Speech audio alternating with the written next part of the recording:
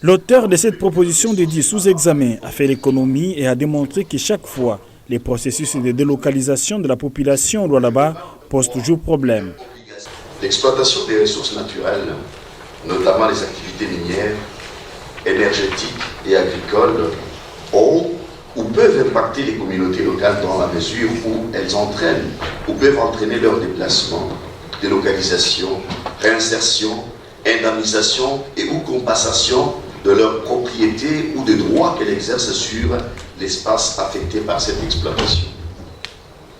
Le déplacement, la délocalisation, la réinsertion, l'indemnisation et ou la compensation font certes l'objet d'une réglementation au niveau national.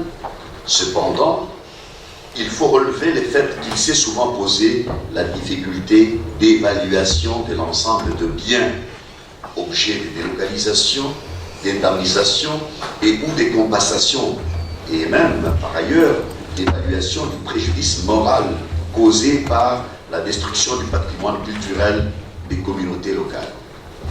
En plus, il n'existe aucun référentiel des taux et mesures applicables au cas d'indemnisation et ou de compensation pour divers projets de société dans la province du Lualaba.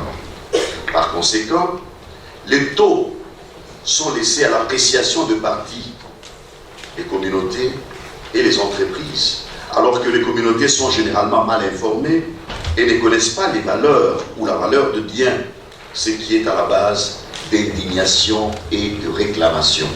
Cette proposition d'Idi a été saluée par ses collègues qui ont soulevé quelques préoccupations, tenant compte des dispositions légales.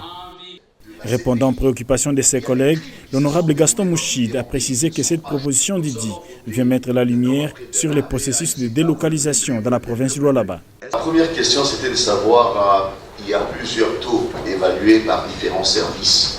Qu'est-ce que nous allons faire? Quelle est la solution à ces problèmes?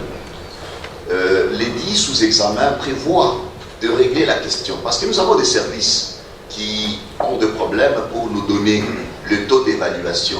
Vous savez qu'aujourd'hui, si vous demandez au service des cadastres de vous donner les prix d'une parcelle, ils ne vont pas vous le donner. Ils vont vous dire non, c'est à vérifier au cas par cas. Alors, le présent édit souhaite que ces services-là puissent se prononcer selon les différents espaces. Parce qu'une concession, une parcelle ou une maison qui est située à la Gécamine Kolwezi ne peut pas être taxée de la même façon qu'une maison ou une parcelle qui se trouve au niveau de bypass. Et chaque fois qu'ils font ces calculs-là, vous allez demander aux délocalisés, les services attitrés, que ce soit les services agricoles, que ce soit les services de cadastre, ne donnent jamais les taux d'indemnisation par mètre carré. C'est là que l'édit voudrait que les requérants soient mis au courant qu'à la Gécamine Kolwezi, nous voulons délocaliser, mais un mètre carré coûterait autant. Un arbre fruitier coûterait autant. Un arbre non fruitier autant. Comme ça, même eux, même les indemnisés ont le droit de faire leur calcul pour réclamer, le cas échéant, s'il y a minoration.